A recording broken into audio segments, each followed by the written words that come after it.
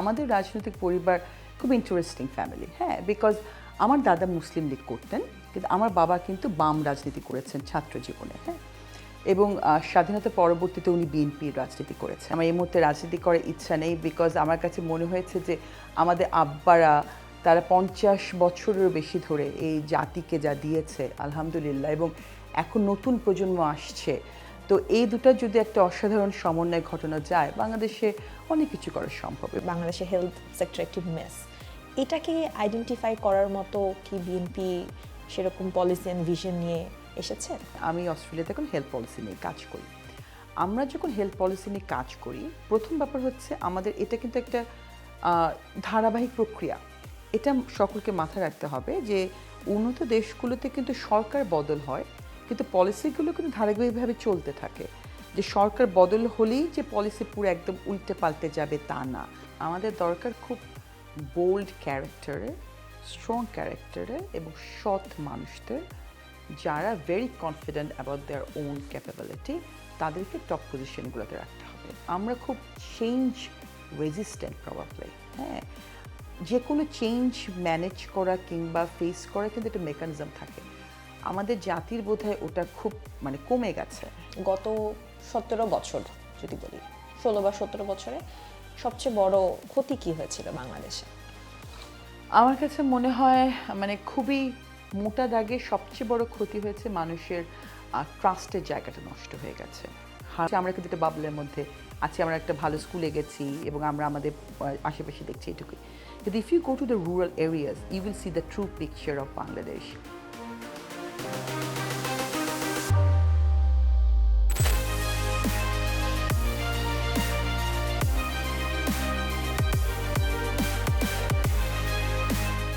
প্রিয় দর্শক, শুভেচ্ছা।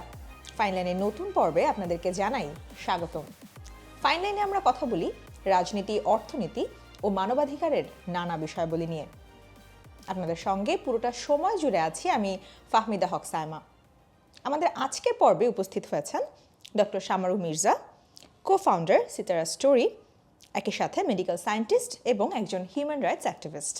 কেমন আছেন আপু? আসসালামু আলাইকুম, আমি ভালো আছি। আপনাকে অনেক ধন্যবাদ আমার কাছে আমন্ত্রণ জানানোর জন্য। ওয়ালাইকুম আসসালাম আপু, আপনি এত অল্প সময়ের জন্য দেশে এসেছেন এবং এত ব্যস্ততার মধ্যে আসলে আমাদেরকে সময় দিয়েছেন, সেটার জন্য আমরা কৃতজ্ঞ। তো আপু, আপনার কাছে আজকে আমাদের অনেক জিজ্ঞাসা আছে অনেক কিছু নিয়ে। তো সব কিছু শুরুতে আপনার জার্নিটা শুনতে চাই, আপনার একাডেমিক জার্নি থেকে প্রফেশনাল জার্নি, আপনার নিজের প্ল্যাটফর্ম গড়ে তোলা কিভাবে শুরু হলো? আচ্ছা, অনেক ধন্যবাদ। এটা তো বিশাল গল্প। হ্যাঁ, আমরা গল্প শুনতে চাই। আর জার্নিটা খুব ইন্টারেস্টিং ছিল। আমি তো আসলে তোমার সাথেই হোলি ক্রস স্কুলে, তুমি অবশ্য অনেক জুনিয়র আমার থেকে, বাট একই স্কুলে পড়েছি, কলেজে পড়েছি। তো আমার আম্মার খুব ইচ্ছা ছিল যে আমাদেরকে বাংলাদেশের সবচেয়ে ভালো মেয়েদের স্কুলে পড়াবে। সো আম্মুর একক প্রচেষ্টাতেই আমার অ্যাকচুয়ালি হোলি ক্রসে ভর্তি হওয়া, আমার ছোটো বোনেরও। তো পড়াশোনা শেষ করতে ঢাকা বিশ্ববিদ্যালয়ে ভর্তি হই। ঢাকা বিশ্ববিদ্যালয়ে ভর্তি হওয়ার সময় একটা মজার ঘটনা ঘটে। সেটা হচ্ছে যে আমি চেয়েছি আমি সায়েন্স নিয়ে পড়বো, কোনো সায়েন্স রিলেটেড সাবজেক্ট নিয়ে পড়বো, কিন্তু আমার আব্বার খুব ইচ্ছা আমি অর্থনীতি পড়বো, কারণ আমার আব্বা অর্থনীতি পড়েছেন। তো আমি খুব জোর করলাম যে না, আমি বায়োকেমিস্ট্রি পড়বো। তখন আব্বুকে তার বাধা দিলেন না। সো আব্বু আমাকে সাপোর্ট করেছিলেন। আমি বায়োকেমিস্ট্রি, মলিকুলার বায়োলজি পড়ে আমি চলে গেলাম হচ্ছে বাইরে, university of New South Wales থেকে আমি বায়োটেকনোলজিতে মাস্টার্স করলাম। করে আমি দেশে ব্যাক করে প্রথমে ব্র্যাক বিশ্ববিদ্যালয়ে পড়ানো শুরু করি, তারপর ঢাকা বিশ্ববিদ্যালয়ে পড়ানো শুরু করি নিজের ডিপার্টমেন্টে। So that was a very interesting experience for me. ভীষণ ভীষণ আমার কাছে মনে হয় শিক্ষকতাটা ছিল আমার জীবনে একটা অদ্ভুত সুন্দর সময়, কারণ যাদেরকে প্রথমত আমার শিক্ষক ছিলেন তারা আমার colleague, so they were very supportive, আর স্টুডেন্টরা দে ওয়ার ওয়ান্ডারফুল। তো ওখানে কিছুদিন পড়িয়ে আমি স্কলারশিপ পেয়ে যাই হচ্ছে বাইরে, ANU-তে, অস্ট্রেলিয়ান ন্যাশনাল ইউনিভার্সিটিতে। তো তখন আমি শিক্ষা ছুটি নিয়ে আমি চলে যাই, গিয়ে PhD করে আবার ফিরে আসি। ফিরে আসার পরে আবার বিশ্ববিদ্যালয়ে যখন জয়েন করি, তখন আমি আবার একটা পোস্ট ডক্টরাল রিসার্চ করার একটা ফেলোশিপ পাই। এবং that was a wonderful opportunity for me, because আমি একাডেমিতেই থাকতে চাচ্ছিলাম এবং রিসার্চই করতে চাচ্ছিলাম বায়োমেডিক্যাল সায়েন্স এই এরিয়াতে। বাট আমি যখন ছুটি চাইতে গেলাম তখন আমাকে ছুটি দেওয়া হলো না। হ্যাঁ, এবং আমি অনেক বোঝানোর চেষ্টা করলাম। বিশ্ববিদ্যালয়ের তৎকালীন যিনি ভিসি ছিলেন, আমার ডিপার্টমেন্টের শিক্ষকরা তারা খুবই সাপোর্টিভ ছিলেন, তো তৎকালীন VC he was not convinced. So যাই হোক আমি চাকরি ছেড়ে দিয়ে এবং তারা আমার কাছে যা কিছু টাকা পেতে সব কিছু বুঝিয়ে দিয়ে আমার আসলে বাইরে চলে যাওয়া হয়। কিন্তু অস্ট্রেলিয়া যাবার পরে পিএইচডি করে পোস্টডক করে তারপরে আমি শুরু করলাম গভর্নমেন্ট জব। আমি অস্ট্রেলিয়ান যে গভর্নমেন্ট ফেডারেল গভর্নমেন্ট তাদের একটা বোর্ড আছে, medicine regulatory board, it's equal to FDA, আমেরিকাতে যে FDA, and we call it the TGA in Australia. The TGA কী করে, টিজিএ আপনার যত ওষুধ, ভ্যাকসিন, মেডিকেল ডিভাইস, এগুলোর সব যে সায়েন্টিফিক ডেটা এগুলোর উপর বেস করে তারা রিস্ক বেনিফিট ওয়েইং করে তারা অ্যাপ্রুভ আর রিজেক্ট করে। সো আমি ওখানে টক্সিকোলজিস্ট হিসেবে জয়েন করলাম। বাট যখন আমি কাজ করছি এবং আলহামদুলিল্লাহ এভরিথিং ওয়াজ গোয়িং ফাইন, একদিন সকালবেলা আমি বাংলাদেশে একটা নিউজ পেপার পড়ছিলাম, হ্যাঁ, এবং মানে আমরা ডিয়াসপোরা কিন্তু খুব বাংলাদেশের সঙ্গে অ্যাটাচ থাকি, এটা কেউ বোঝে না, আমাদের মন পড়ে থাকে আসলে দেশে। তো পড়তে গিয়ে দেখলাম একটা নিউজ যে সাতক্ষীরার প্রত্যন্ত অঞ্চলে একটা 14 বছরের মেয়ে, সে তার স্কুল ফি ছিল 80 টাকার মতো এরকম কিছু একটা, equals to like $2, less than $2। তো তার কাছে সেই টাকাটা ছিল না স্কুল ফি দেওয়ার জন্য। সে যখন তার মাকে বলল যে মা আমার কাছে তো টাকা নেই, মা বললেন যে তুমি গিয়ে তোমার প্রধান শিক্ষককে বলো, প্রধান শিক্ষক নিশ্চয়ই তোমাকে এক্সামে বসতে দেবে, তারপর আমরা সেটা পরে আমরা শোধ করে দিব। কিন্তু মেয়েটি যখন স্কুলে গেল, মেয়েটির প্রধান শিক্ষক তো তাকে বসতে দিলই না, বরং তিনি তাকে পুরো স্কুলে অ্যাসেম্বলির সামনে তাকে হিউমিলেট করলো, তাকে কান ধরে বসে করালো। দ্য ওয়ার্স্ট পার্ট ওয়াজ মেয়েটা বাসায় এসে she took her own life, and ওর ছোটো বোন শি স ইট। আমি যখন এটা পড়লাম it actually shook me. So আমার মনে হলো যে না, এই যে মেয়েরা, যে গ্রামাঞ্চলে মেয়েদের তো আসলে মেন্টাল হেলথ সার্ভিস কিছু নেই, এবং এই শিক্ষকদের মাইন্ডসেট একটা সিরিয়াস প্রবলেম আছে, আমরা how do we fix it. তখন আমি একটা অর্গানাইজেশন তৈরি করলাম, সিতারা স্টোরি। আমার এক বন্ধুকে বললাম এবং she supported me in Canberra, করলাম। সিতারা স্টোরি এখন যেটা করে সেটা হচ্ছে বাংলাদেশের বিভিন্ন অঞ্চলে, প্রত্যন্ত অঞ্চলে স্পেশালি আন্ডার প্রিভিলেজ যে স্কুলগুলো, তাদের বাচ্চাদের, টিচারদের এবং প্যারেন্টদের মেন্টাল হেলথ সার্ভিস দেয়, মেন্টাল হেলথ অ্যাওয়ারনেস, আমরা বলি মেন্টাল হেলথ ফার্স্ট এইড। আমরা গত 2 বছর করেছি হচ্ছে সেক্স ওয়ার্কারদের বাচ্চাদের নিয়ে ব্রথেলে, আর এবছর শুরু করতে যাচ্ছি আপনার রাস্তার যে বাচ্চারা আছে যারা থাকে, হ্যাঁ, ওদের নিয়ে বেশ কিছু স্কুল আছে। তো আগামী ফাউন্ডেশন এখানে একটা আছে, তাদের সঙ্গে আমরা একটা এমওইউ সাইন করেছি, তো তারা ওই স্কুলগুলোতে আমরা এই কাজ করে করবো। It's amazing. আপনি বাংলাদেশে আসলে মেন্টাল হেলথের এই প্রবলেমটা এত বেশি প্রকট, আপনি সমাজের একেবারে উঁচু স্তরে গেলেও আপনি দেখতে পারবেন ইটস ভেরি ভিজিবল। সেখানে যারা তৃণমূল আছে তারা তো একেবারেই অ্যাক্সেসটা পায় না। এখান থেকেই আবার একটু আপনার জীবনে ব্যাক করি। আপনি তো একজন রাজনৈতিক পরিবারে আপনি বড় হয়েছেন, তো সেক্ষেত্রে আপনার এই যে রাজনীতির বাইরে আপনার ক্যারিয়ার করা, এক্ষেত্রে প্রত্যাশা বলেন বা চাপ কতটুকু ছিল, বা এটা কিভাবে আসলে ন্যাভিগেট করেছেন? না, আমি একটু আগে বললাম না যে আমার আব্বা প্রথম দিকে একটু হেজিটেট করছিলেন আমি বায়োকেমিস্ট্রি পড়বো কিনা, কিন্তু উনি কিন্তু রাজি হলেন। সো আমাদের পরিবারের ব্যাপারটা কিন্তু এরকমই, আমরা কখনই কারোর উপর কিছু ইম্পোজ করি না, হ্যাঁ। সো আমি কি করব এই বিষয়ে আমার কখনই কোনো বাধা ফেস করতে হয়নি, আলহামদুলিল্লাহ। কিন্তু রাজনৈতিক পরিবারে জন্ম হওয়ার, আমি অন্যান্য রাজনৈতিক পরিবারগুলো বিশ্লেষণে যাব না, কিন্তু আমাদের রাজনৈতিক পরিবার খুব ইন্টারেস্টিং ফ্যামিলি, হ্যাঁ, বিকজ আমার দাদা মুসলিম লীগ করতেন, কিন্তু আমার বাবা কিন্তু বাম রাজনীতি করেছেন ছাত্র জীবনে, হ্যাঁ, এবং স্বাধীনতা পরবর্তীতে উনি বিএনপির রাজনীতি করেছেন। আমি নিজে দেখেছি যে খাবার টেবিলে, ডিনারের টেবিলে আমার দাদার সাথে আমার আব্বার তর্ক হচ্ছে, রাজনীতি নিয়ে তর্ক হচ্ছে, তর্ক করার পরে দুজনে কিন্তু আবার একই সঙ্গে বসে চা খাচ্ছেন, হ্যাঁ। সো খুবই একটা প্রোডাক্টিভ রিলেশনশিপ। সো আমি ছোটোবেলা থেকে জানতাম যে আমরা যে যার মত নিয়ে থাকবো, আমার আপনার সাথে হয়তো আমি দ্বিমত হতে পারে, কিন্তু আমি আপনার যে মত সেটাকে আমি শ্রদ্ধা করবো। সো এই ব্যাপারটা তো ছোটোবেলা থেকেই হয়ে এসেছে। রাজনীতিটা কিন্তু আসলে আপনি যদি রাজনৈতিক পরিবারে বড় হন, you can't get rid of it, probably it's in your blood. I was always very much politically conscious and aware, হ্যাঁ, এবং বাংলাদেশের কিসে ভালো, বাংলাদেশের কিসে সুন্দর, এই ব্যাপারটা আমার মাথার মধ্যে সবসময় ছিল, হ্যাঁ। কিন্তু ক্যারিয়ার গড়ার ক্ষেত্রে যে রাজনীতি হতে হবে আমার একমাত্র ডেস্টিনি, নো, এটা তো দরকার নেই। আমার আব্বা কখনই আমাকে এইসব বিষয়ে কখনো ইম্পোজ করেনি।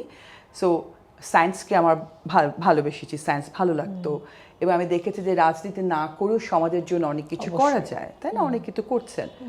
আর তারপরও হচ্ছে যে রাজনীতি করার সময় এখন শেষ হয়ে যায়নি। So we don't There's no always yet, তাই না? There's always opportunities. এক্স্যাক্টলি। সো মানুষের জীবনটা না একটা কি বল ইভলিউশনের মতো একটা journey. You learn in each every step and then you actually like improvise yourself. So না, আমার কখনই কোনো আমি চাপ বোধ করিনি, আমি সামনে যা ইচ্ছে কিছুই আছে? করি। না, আমার এই মুহূর্তে ইচ্ছা নেই, আমার এই মুহূর্তে রাজনীতি করার ইচ্ছা নেই, বিকজ আমার কাছে মনে হয়েছে যে আমাদের আব্বারা তারা 50 বছরেরও বেশি ধরে এই জাতিকে যা দিয়েছে আলহামদুলিল্লাহ, এবং এখন নতুন প্রজন্ম আসছে। তো এই দুটা যদি একটা অসাধারণ সমন্বয় ঘটানো যায়, বাংলাদেশে অনেক কিছু করা সম্ভব। এবং আমরা তো আছি, we can always observe and if it's needed we can contribute. Definitely. আপনার বাবার যে সক্রিয় রাজনীতিতে জড়িয়ে থাকা, এটা তো আপনি সবসময় দেখে এসেছেন। এই ব্যাপারটা কি আপনার শৈশব, মানসিক নিরাপত্তা বা জীবনের সিদ্ধান্তে কোনো রকম প্রভাব ফেলেছে বা চ্যালেঞ্জের মুখোমুখি দাঁড় করিয়েছিল কিনা কখনো? না, আমার আব্বার রাজনীতিতে থাকাটা আমাদের লাইফটা আসলে it became very challenging, to be honest. এটা একটু শুনতে চাই। হ্যাঁ, যেমন আমার আব্বা তো স্বাধীনতা পরবর্তী সময়ে তাৎক্ষণিকভাবে কিন্তু রাজনীতি শুরু করেননি। তিনি ভেবেছিলেন দেশ স্বাধীন হয়েছে, এখন দেশ তৈরি হবে। তো উনি সরকারি চাকরিতে ঢুকে যান। উনি কলেজে শিক্ষকতা শুরু করেন। উনি ঢাকা কলেজে পড়িয়েছেন, ঠাকুরগাঁও দিনাজপুর কলেজে পড়িয়েছেন। তারপর উনি গভর্নমেন্টে জয়েন করেন। উনি অডিটে ছিলেন, এডুকেশন বোর্ডে ছিলেন। তো 88 সালের দিকে যখন আমরা স্কুলে পড়ি ঢাকাতে, তখন আব্বা হঠাৎ সিদ্ধান্ত নিলেন যে আব্বু রাজনীতি করবেন আবার। এবং উনি চলে গেলেন ঠাকুরগাঁও, এবং আমার মা আমাদের ছোট্ট 2 বোনকে নিয়ে একা ঢাকায় কিন্তু আমাদের বড় করলেন। তো ওই সময়টা সত্যিকার অর্থে ভীষণ অভিমান হতো, একদম সত্যি কথা, যে কি করে আব্বুটা পারলো, হ্যাঁ, আমাদেরকে রেখে কি করে ঠাকুরগাঁও চলে গেল, কেন ওটা এত ইম্পর্ট্যান্ট, হ্যাঁ, আমরা কি তাহলে কিছুই নই? এই ধরনের যত আবেগপ্রবণ কথাবার্তা ছোটদের মাথায় যে ঘোরে, ওগুলি ছিল। বাট পরে তো বুঝলাম, because it's a greater cause. So এবং আব্বু was always a people's man, হ্যাঁ, এবং আম্মু সেটা সবসময় বলেছে। আম্মু তো আরও আগে থেকে আব্বুকে দেখেছে। সো আব্বুর আসলে যা কিছু দেওয়ার তা দেশকেই দেওয়ার, জাতিকেই দেওয়ার। তবে my father was a very responsible man. একটা ছোট্ট ঘটনা বলি। একবার আমার একটা অপারেশন হবে, আমি ঘুম থেকে উঠেই প্রচণ্ড ব্যথায় আমার ঘুম ভেঙে গেছে। ঘুম থেকে উঠে দেখি আমার মাথায় হাত আব্বু সারাত ড্রাইভ করে ঠাকুরগাঁও থেকে চলে আসছিল আমার অপারেশনটা অ্যাটেন্ড করার জন্য। এবং আমি যতক্ষণ অপারেশন থিয়েটারে ছিলাম আব্বু কিন্তু মসজিদে পড়েছিল, হ্যাঁ, আব্বু মানে আসতে পারেনি। তবে আমি মনে করি সবচেয়ে বড় চ্যালেঞ্জটা ফেস করেছে আমার মা, because my mother had to handle everything alone. হ্যাঁ, আমাদের 2 বোনকে স্কুলে নিয়ে যাওয়া থেকে শুরু করে সব কিছু। এবং এই ব্যাপারটা না পরে আরো ভয়ানক আকার ধারণ করলো যখন লাস্ট রেজিমে আব্বাকে জেলে যাওয়া শুরু হলো।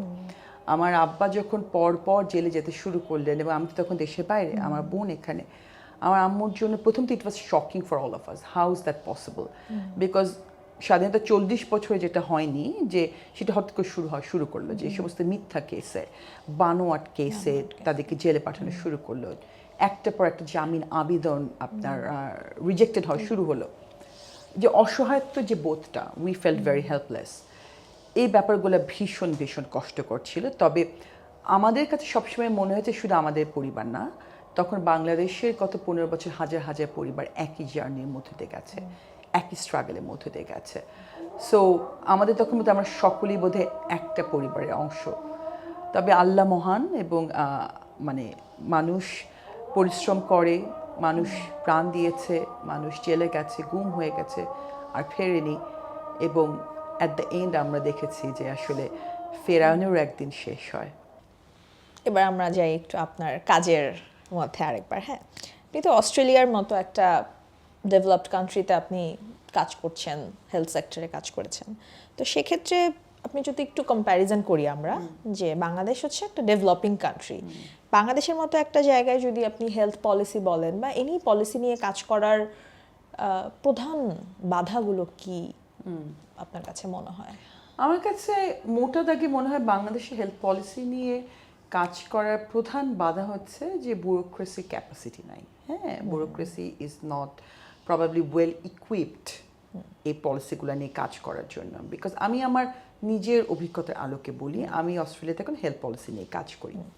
আমরা যখন হেলথ পলিসি নিয়ে কাজ করি, প্রথম ব্যাপার হচ্ছে আমাদের এটা কিন্তু একটা ধারাবাহিক প্রক্রিয়া। এটা সকলকে মাথায় রাখতে হবে যে উন্নত দেশগুলোতে কিন্তু সরকার বদল হয়, কিন্তু পলিসিগুলো কিন্তু ধারাবাহিকভাবে চলতে থাকে। যে সরকার বদল হলেই যে পলিসি পুরো একদম উল্টে পাল্টে যাবে তা না। যেটা ভালো দরকার, যেটা ভালো এক্স্যাক্টলি যেই ভালো পলিসি দরকার উন্নত দেশে, সেটা কিন্তু চলতে থাকে। এটা একটা বিশাল অ্যাডভান্টেজ উন্নত দেশে। সো ওখানে কি হয় যে ধরুন যে পলিটিক্যাল পার্টিটা তার ইলেকশন ক্যাম্পেইনে যে ম্যানিফেস্টো দিয়েছে যে আমি পলিসিতে এই চেঞ্জটা করতে চাই ইফ আই গেট ইলেক্টেড, হ্যাঁ, তখন সেভাবে তারা ইলেক্টেড হলো, তখন তারা পলিসিটা নিয়ে কাজ শুরু করে দেয়। গভর্নমেন্ট কিন্তু সরকার যে পলিটিশিয়ান সে বলার পরে তারা কিন্তু তাদের অন্য কাজে ফিরে গেল, তখন কিন্তু গভর্নমেন্টের ব্যুরোক্রেটরাই আসল কাজটা করে। এই ব্যুরোক্রেটরা যখন কাজ করে তারা কিন্তু একটা বিশাল ফোরাম নিয়ে কাজ করে, সেখানে এক্সপার্ট থেকে শুরু করে কনসালটেন্ট থেকে শুরু করে সব ধরনের লোকের ইনক্লুডেড হয়, যাদের ওই এক্সপার্টাইজটা আছে সেই পলিসিটাকে ইমপ্লিমেন্ট করার মতো। আমার কাছে মনে হয় এইটা একটা বিশাল গ্যাপ বাংলাদেশে নাম্বার ওয়ান পলিটিক্যাল ইন্টারভেনশন খুব বেশি হয়, যে আপনার সরকার বদল হলো, পলিসি বদলে গেল, সো ওখানে কিন্তু একটা বিশাল থমকে গেল, যে কাজটা হচ্ছিল সেটা পুরো থমকে গেল, ওটার এগোলোই না। হ্যাঁ, দুই নাম্বার হচ্ছে ধরুন ব্যুরোক্রেটরা যে বানালো ফোরামটা, যে আমরা এখন কাজ করবো, সেই ফোরামে প্রবাবলি আপনার appropriate number of experts or well equipped যে আপনার এক্সপার্টস তারা নেই। হ্যাঁ, তিন নম্বর হচ্ছে ধরে নিলাম যে ফোরাম আছে ভেরি ওয়েল ইকুইপড, বাট সেখানে প্রতি পদে পদে দেখা যায় ব্যুরোক্রেটদের হয়তো বা পলিটিশিয়ানদের কথা শুনতে হচ্ছে। পলিটিশিয়ানরা বলছে যে না, আমাদের আগে ওই জেলায় এটা করতে হবে কিংবা ওই এরিয়াতে করতে হবে, সেখানে বারবার সেটা কিন্তু হ্যাম্পার্ড হচ্ছে। আর চার নম্বর যেটা মনে হয় যে সেটা হচ্ছে যে আমাদের দেশে প্রপার কনসালটেশন ওই মেকানিজমটাই নাই। আপনি ধরুন একটা পলিসি প্রপোজ করছেন, ফর এক্সাম্পল আপনি চাচ্ছেন আপনি এআই প্রিভেন্টিভ হেলথ কেয়ার বাংলাদেশে ইন্ট্রোডিউস করতে চান। হ্যাঁ, তো আপনি কি করবেন? আপনি প্রথমে যে এক্সপার্টদের দিয়ে একটা পলিসি তৈরি করলেন, সেই পলিসিটা কিন্তু প্রপার কনসালটেশন হতে হবে। আপনি you just can't just implemented. আপনি যদি সমাজে প্রতিটা স্তরে যারা এই পলিসিটা ইমপ্লিমেন্টেড হলে এফেক্টেড হবে তাদেরকে ইনক্লুড না করেন কনসালটেশনে ইমপ্লিমেন্টেড হবার আগেই, তাহলে কিন্তু পলিসিটা আপনার মানে in the first instance it's not gonna be effective or welcomed by all like forums, all groups of the population. আপনি এআই যে এক্সাম্পলটা দিলাম, এআই প্রিভেন্টিভ হেলথ কেয়ার করবেন, তো আপনাকে তো প্রথমেই ইনক্লুড করতে হবে ফর এক্সাম্পল যারা ডিভাইস বানায়, মেডিকেল ডিভাইস বানায় বাংলাদেশে, হ্যাঁ, ম্যানুফ্যাকচারার্স। দুই নাম্বার করতে হবে যারা ডিস্ট্রিবিউট করে। হ্যাঁ, তিন নাম্বার হচ্ছে যারা এটা অ্যাপ্লাই করবে বিভিন্ন রুরাল অঞ্চলে। চার নাম্বার হবে ধর আপনার নার্সদেরকে ইনক্লুড করতে হবে। সো এদের প্রত্যেকটা গ্রুপকে, প্রত্যেকটা স্টেক হোল্ডারদেরকে আপনারা কনসালটেশনে ইনক্লুড করছেন কিনা সেটার তো কোনো আমার মনে হয় না গ্যারান্টি আছে। এবং যদি আপনি ইনক্লুড না করেন তাহলে কিন্তু অ্যাট দ্য এন্ড আপনি কোনো মানে একেবারে সুইটেবল একটা পলিসি দেশের জন্য সেটা পাবেন না। দুই নম্বর, আপনি যখন ইমপ্লিমেন্ট করতে যাবেন তখন প্রতি পদে পদে কিন্তু আপনি বাধা পাবেন। হ্যাঁ, সো আই থিঙ্ক এইগুলোই বেসিক প্রবলেম বাংলাদেশের পলিসি এরিয়াতে। এই ব্যুরোক্রেটিক জটিলতাটা আসলে আমরা অনেক দিন ধরেই শুনে আসছি, এবং যেটার তো একটা এক্সপেকটেশন ছিল যে 5ই অগস্টের পরে আমরা হয়তো একটা পরিবর্তন আমরা নতুন বাংলাদেশে দেখতে পাবো। তো এই জায়গাটাতে আপনার কাছে কি মনে হয় যে এরকম পলিসি মেকিং এর ক্ষেত্রে ব্যুরোক্রেটিক জটিলতাকে যদি আমরা অ্যাড্রেস করতে চাই বা চ্যালেঞ্জ করতে চাই, সেক্ষেত্রে আমাদের সলিউশনের পথটা কিভাবে আসতে পারে? সবচেয়ে প্রথম যেটা দরকার সেটা হচ্ছে নিয়ত। আমাদের দরকার খুব বোল্ড ক্যারেক্টারে, স্ট্রং ক্যারেক্টারে এবং সৎ মানুষদের, যারা very confident about their own capability, তাদেরকে টপ পজিশনগুলোতে রাখতে হবে। এবং অবশ্যই এই মানুষগুলোর অ্যাপ্রুভাল থাকতে হবে ফ্রম রুট লেভেল, যে ইলেক্টেড হতে হবে। হ্যাঁ, যে এরা they have been already approved by the people in a way যে তার ইলেক্টেড। ওকে, সো আমাদের পলিটিক্যাল লিডারশিপকে খুব বোল্ড হতে হবে। এটা পৃথিবীর সব দেশেই খুব জরুরি, এটা শুধু বাংলাদেশের ক্ষেত্রে না।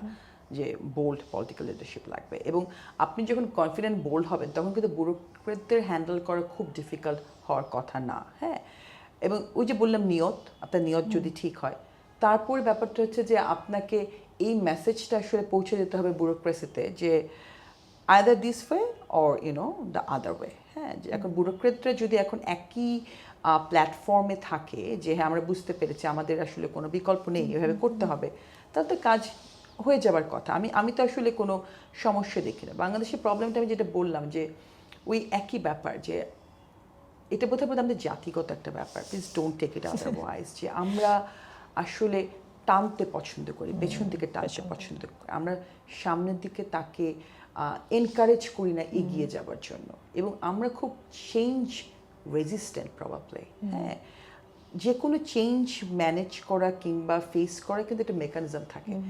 আমাদের জাতির বোধহয় ওটা খুব মানে কমে গেছে। হ্যাঁ, দেখুন 5ই আগস্টের পরে পুরো জাতি তো ভেবেছিল যে একটা বিশাল পরিবর্তন হতে দেখতে যাচ্ছে। পাবো। হ্যাঁ, এবং কত কিছু শুনেছি, নতুন বন্দোবস্ত হবে, এই হবে ওই হবে, ভেরি গুড, এবং সবাই কিন্তু খুবই আশাবাদী হয়েছিল। কিন্তু ওই যে ব্যুরোক্রেসির মাইন্ডসেটটা চেঞ্জ করতে হবে, এবং মাইন্ডসেটটা চেঞ্জ করতে পারে কিন্তু বোল্ড লিডারশিপ।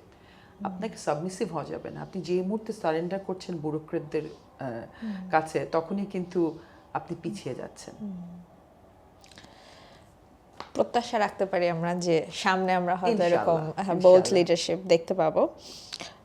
আবার যদি হেলথ সেক্টরের কথায় আসি, যে বাংলাদেশের স্বাস্থ্য ব্যবস্থায় ইন জেনারেলি আপনার কাছে কি মনে হয়, রিসোর্স শর্টেজটাই কি হচ্ছে আমাদের প্রধান সমস্যা, নাকি হচ্ছে গভর্নেন্স এবং অ্যাকাউন্টেবিলিটি বা রিসোর্সটা মানে প্রপারলি ডিস্ট্রিবিউট হচ্ছে না সবখানে, এই কারণে আমাদের হেলথ সেক্টরটা এখনো আমাদের আকাঙ্ক্ষাটা পূরণ করতে পারছে না? সবগুলোই, মানে এখানে you can't actually identify one core problem, it's all together.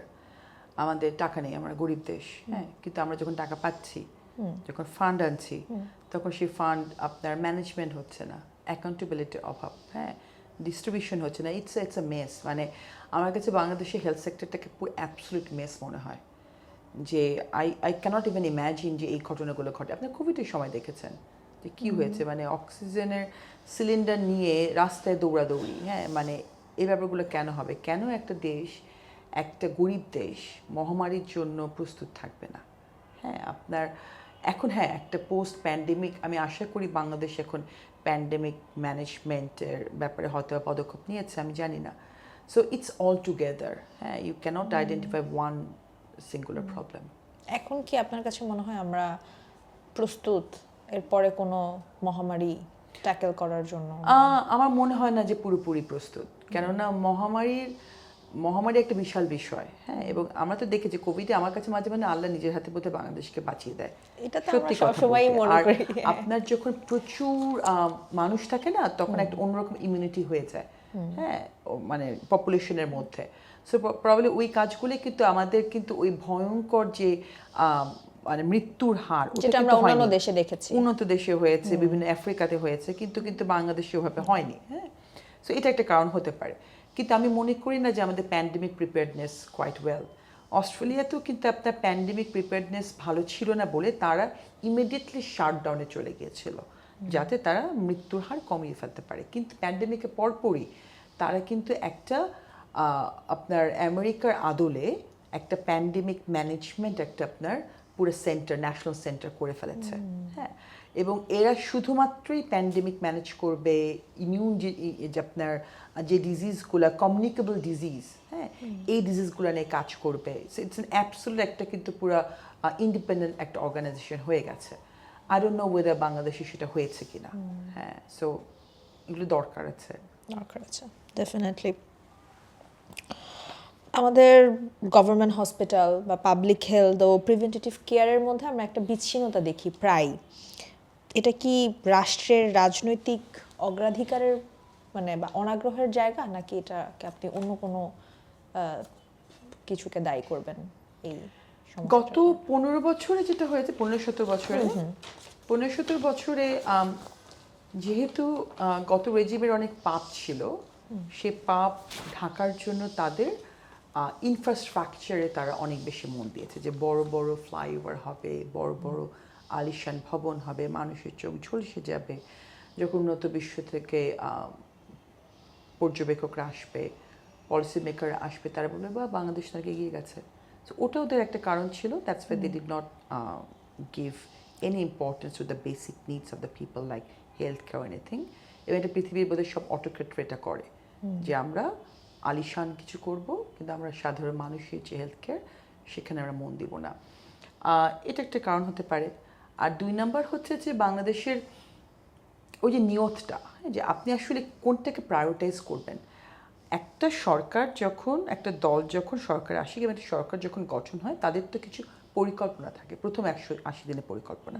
For example, আমার 5 বছর মেয়াদি পরিকল্পনা, 10 বছর মেয়াদি পরিকল্পনা। তো আপাত দৃষ্টিতে তো ছিল, আওয়ামী সরকারে তো ছিল, তাই না? গত 15 বছর তারা দেশ শাসনই করছে, সবই ছিল। তাহলে কেন হবে না? দুর্নীতি হয়েছে। ওই যে একই ব্যাপার, যে মানুষকে ডিস্ট্র্যাক্ট করেছে তারা।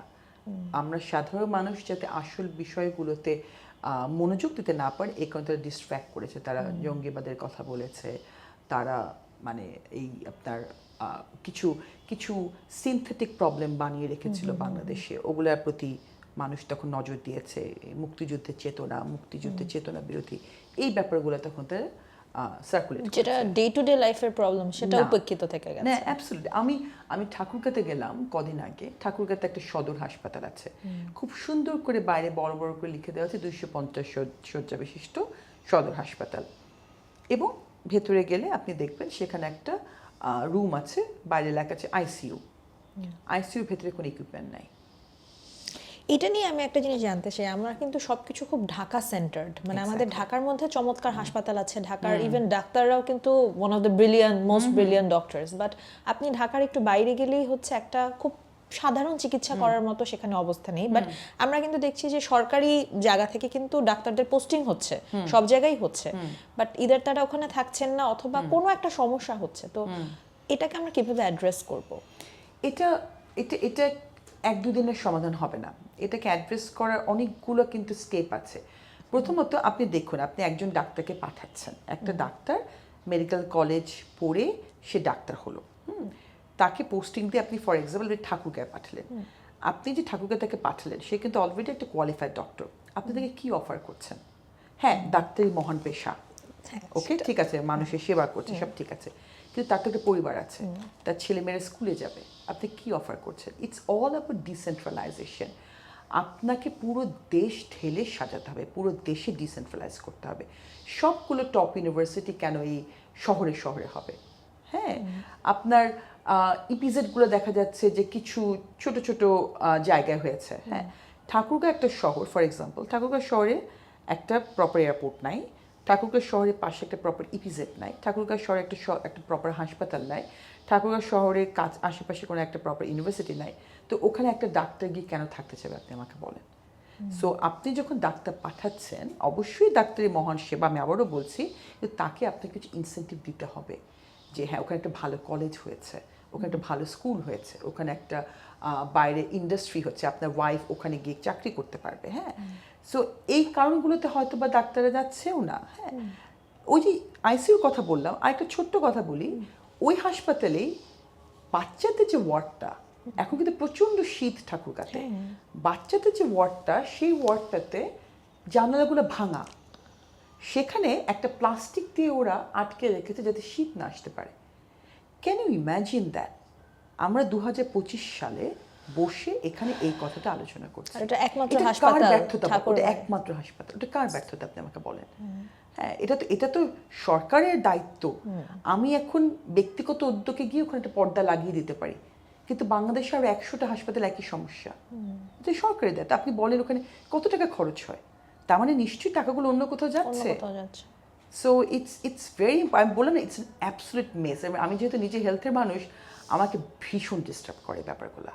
মানে আই ক্যানট টেক ইট, যে সব কিছু ঢাকাতে আপনার এখন টাকা আছে, আপনাকে এবার কেটে যাচ্ছেন, আপনি এখন ইউনাইটেডে যাচ্ছেন, কিন্তু what about the people in rural areas? এরা কোথায় যাবে বলেন? আমি যখন ঠাকুরে গেছি, একজন হুজুর, উনি একটা স্কুলে ইসলামিয়াত পড়ান, উনি আমাকে বললেন যে মাতৃসদন কিন্তু অনেক পুরনো ব্যাপার পুরো দেশে, এবং এটা সরকারি, যে শিশু এবং মায়ের ওখানে চিকিৎসা করা হয়। ওনার বাচ্চাটা মাতৃসদনে হতে গিয়ে মারা গেছে।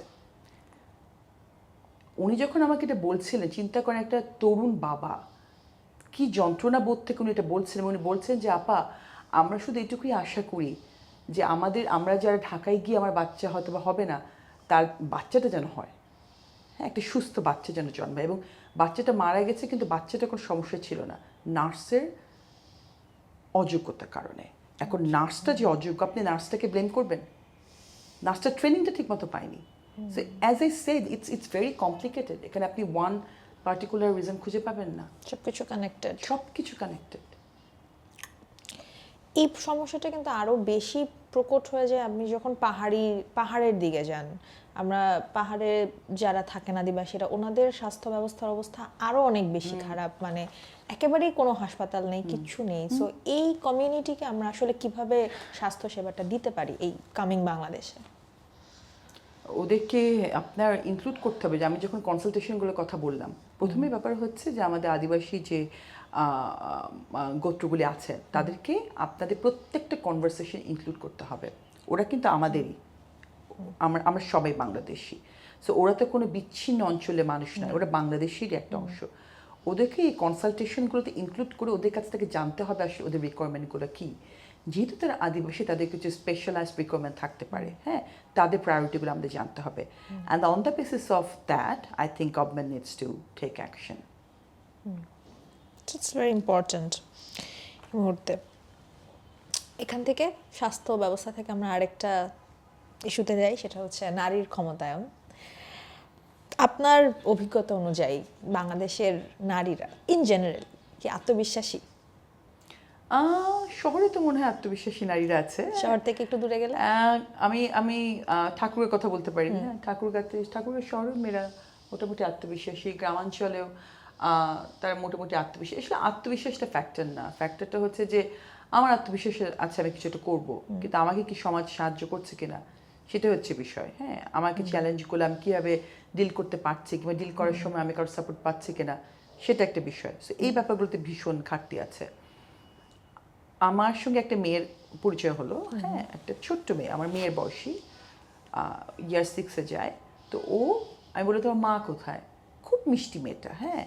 তো ওর মা আসলো, আমি গল্প করতে গিয়ে জানলাম যে মেয়েটা যখন জন্ম হয় মেয়েটা তার বাবাকে কখনো দেখেনি। কেননা মেয়েটা মা যখন তাকে কনসিভ করে তার বাবা তাকে ফেলে চলে যায়। এটা একটা ঘটনা। সো মেয়েটা এখন যেহেতু সরকারি স্কুল, যেহেতু অবৈতনিক, মেয়েটা ওখানে পড়াশোনা করছে, কিন্তু মেয়েটা তো একসময় বড় হবে, এবং মেয়েটা পড়াশোনার খরচ কীভাবে চলবে, মাটা সেটা চিন্তা করছে না। দ্বিতীয় ঘটনা বলি, যে আমাদের বাসায় একজন হেল্পিং হ্যান্ড আছে, হ্যাঁ। তো তিনি একদিন সকালবেলা আসলেন, এসে বললেন তার স্বামীকে বলে রাত 2টোর সময় পুলিশ ধরে নিয়ে গেছে। সে কিন্তু সারাদিন আমাদের বাসায় কাজ করে। কথা বলতে গিয়ে জানলাম যে তার হাজব্যান্ড, সে নিজে বলছে যে সে যদি দোষ করে থাকে ওকে জেলেই রেখে দেখ। আমি কেন? সে তো ইনফর্মার। কিসে ইনফর্মার? ওই যে গলিতে গলিতে জুয়া খেলায়, পুলিশ আসলে ওদেরকে বলে দেয়, হ্যাঁ, যে পুলিশ আসছে, ইনফর্মার। দেখেন, একটা মহিলা সারাদিন কাজ করছে আর তার হাজব্যান্ড কি করছে? কোনো কাজ করছে না, রাত্রেবেলা এই কাজটা করছে। আপনি যখন প্রশ্ন করলেন মেয়েরা আত্মবিশ্বাসী কিনা, আমাদের দেশে মেয়েরা তার পার্টটা কিন্তু করে যাচ্ছে, তাদের কাজগুলো করে যাচ্ছে, হ্যাঁ, এবং ঠেকছে তখনই যখন এই যে পাশের ফ্যাক্টরগুলোর কথা বললাম, এই ফ্যাক্টরগুলোর সামনে এসে দাঁড়াচ্ছে। So it's a team work, I believe in ইট, যে পুরো সমাজকে একসাথে হয়ে কাজ করতে হবে। এবং এই কারণে আমাদের যে কিছু মাইন্ডসেট আছে এগুলো চেঞ্জ করতে হবে, তাহলে ওই আত্মবিশ্বাসী মেয়েটা সামনে এগিয়ে যেতে পারবে, স্ট্রাকচারাল ব্যারিয়ারগুলোকে আরো বেশি মোকাবেলা করতে পারবে। এই জায়গাটায় বাংলাদেশের একজন নারীর, যদি আমি তৃণমূল জায়গার কথা চিন্তা করি, রাজনীতিতে আসার ক্ষেত্রে বা রাজনীতিতে যদি তার ভয়েসটা সে পরিচিত করতে চায়, সেক্ষেত্রে সবচেয়ে বড় বাধাগুলো, সবচেয়ে বড় বাধা হচ্ছে সমাজ, এমনকি তার পরিবার। আপনি প্রশ্নটা করলেন খুব ইন্টারেস্টিং, বিকজ এবার ঠাকুরগাতেই আমি বারবার ঠাকুরকে প্রসঙ্গ তুলছি, অবশ্যই, বিকজ আমার কাছে মনে হয় that gives you picture of the rural areas. Because Dhaka নিয়ে তো আমরা অনেক কথা বলি, bubble, believe me, we live in a bubble in Dhaka. এই যে আমি আপনার সাথে কথা বলছি, আমরা কিন্তু একটা বাবলের মধ্যে আছি, আমরা একটা ভালো স্কুলে গেছি এবং আমরা আমাদের আশেপাশে দেখছি, এটুকুই। কিন্তু if you go to the rural areas, you will see the true picture of Bangladesh. ঠাকুরগাতে একটা মেয়ের সাথে আমি কথা বলছি, মেয়েটা একটা জুলাই কন্যা, জুলাই যোদ্ধা, হ্যাঁ, এবং জুলাইতে সে ছিল একদম সামনের সারিতে। ওকে আমি যখন বললাম তুমি রাজনীতিতে আসছো না কেন, তার কথা হলো আমার তো বিয়ে হবে না। আপনি জিজ্ঞেস করলেন কি বাধা, এই সমাজটাই বাধা। আমি বললাম এই কথা তুমি কেন বললে আপু? সে বললো যে আমি যদি এখন রাজনীতি করতে চাই, আমার চাচা, আমার ফুপা, আমার মামা এরা এসে আমার বাবা মাকে বলবে তুমি মেয়েকে রাজনীতি কেন করতে দিলা, হ্যাঁ মেয়ে তো এখন নষ্ট হয়ে যাবে, মেয়ের তো আর বিয়ে হবে না। এই যে চাপটা, এই চাপটা মোকাবেলা করে সামনে এগিয়ে যাবার মেয়ে কিন্তু কম আছে, এবং যৌক্তিক কারণেই কম আছে। অ্যাট দ্য এন্ড সবাই কিন্তু একটু শান্তি চায় জীবনে, অ্যাট দ্য এন্ড সবাই একটা সুস্থ জীবন চায়। কে চাইবে এই ধরনের অসুস্থ মানুষগুলোকে ডিল করতে? আপনি আমাকে বলুন। হ্যাঁ, আপনার তাহলে ওই রকমের আত্মবিশ্বাস লাগবে, ওই রকমের উচ্চাকাঙ্ক্ষা লাগবে যে আমাকে রাজনীতি করতেই হবে, উপরে যেতেই হবে। তারপরে ধরেন এই সব মোকাবেলা করে আপনি ঢুকলেন রাজনীতিতে। রাজনীতিতে ঢোকার পরে আপনার যে পুরুষ কালিক রাজনীতিতে, সেই আপনাকে প্রতি পদে পদে বাধা দেবে, আপনাকে মাইকের সামনে আসতে দেবে না, আপনাকে ওই তৃতীয় সারিতে দাঁড় করিয়ে রাখবে। সভা সেমিনার হচ্ছে, সামনে থাকবে পুরুষ কালিক, আপনাকে পেছনে দাঁড় করিয়ে রাখবে, দাঁড় করিয়ে থাকো, নারীর ক্ষমতায়ন দেখাবে। এটা টোকেনিজমের মতো। এক্স্যাক্টলি। সো অনেক অনেক ফ্যাক্টর, অনেক কন্ট্রিবিউটিং ফ্যাক্টর মেয়েদের রাজনীতিতে এগিয়ে যাওয়ার জন্য, একদম রুট লেভেল থেকে শুরু হয়, একদম ফ্রম স্টেপ 1। তারপর যখন আপনি টপ লেভেলে যাবেন, তখন টপ লেভেলে তো আপনাকে আলোচনা টেবিলে বসাবেই না। হ্যাঁ, আপনার যে প্যানেল হবে, ইন্টারনাল ফোরামে হবে, সেখানে দেখা যাবে 10 জন পুরুষের মধ্যে 1 জন মহিলা বসে আছেন। তার তো আপনাকে জোরে কথা বলতে হবে তখন। হ্যাঁ, জোরে কথা বলে আপনার অবস্থানটা জানান দিতে হবে। ওটা যখন আপনি করবেন, তখন আবার দেখা যাবে সমাজে আপনাকে বলবে সে চিৎকার করছে। হ্যাঁ, এবং তারপরে তো অনলাইন বুলিং, হ্যারাসমেন্ট আছেই। এটা থেকে ভয়াবহ সাইকোলজিক্যাল ট্রমার মধ্যে দিয়ে তখন আপনাকে যেতে হবে। সো এইগুলো ফেস করে যে মেয়েরা রাজনীতি করছে, হ্যাটস অফ টু দেম। এটা আমরা কিভাবে চেঞ্জ করতে পারি? মাইন্ডসেট চেঞ্জ করতে হবে। এবং একটা ব্যাপারে খুব বিশ্বাস করি যে আপনি যদি জায়গাটা যদি এমটি রেখে দেন, ওটা দখল হবে। আপনার জায়গা আপনাকে দখল নিতে হবে, সেটা জোর করে হোক, চিৎকার করে হোক, ভদ্রভাবে হোক, স্ট্র্যাটেজিক্যালি হোক, ট্যাকটিক্যালি হোক, বুদ্ধি করে হোক, জায়গাটা আপনাকে দখল করতেই হবে। সো যেই মেয়েরা রাজনীতি করতে চায়, তাদেরকে জায়গার দখলটা তাদের নিজেদেরকেই করতে হবে, এবং যারা পুরুষেরা আছেন তাদেরকেও সাপোর্ট দিতে হবে। হ্যাঁ, as I said, it's a team work. একা একা কোনো কিছু করাতে কিন্তু আমি বিশ্বাসী নই। আমি মনে করি না যে আমরাই সব করব, না, আমরা সবাইকে নিয়ে করবো। ঠিক পুরুষেরও তো একইভাবে চিন্তা করা উচিত যে আমরাই সব করবো, তা নয়, আমরা সবাইকে নিয়ে করবো। তাই না? একটা জনগোষ্ঠী যখন 50% হচ্ছে মেয়ে, তাহলে আমরা কি করে পার্লামেন্টে মানে 5% মাত্র উইমেন নমিনি করবো? I don't get it. So এটা it's a collective thing. Everyone needs to actually do their part.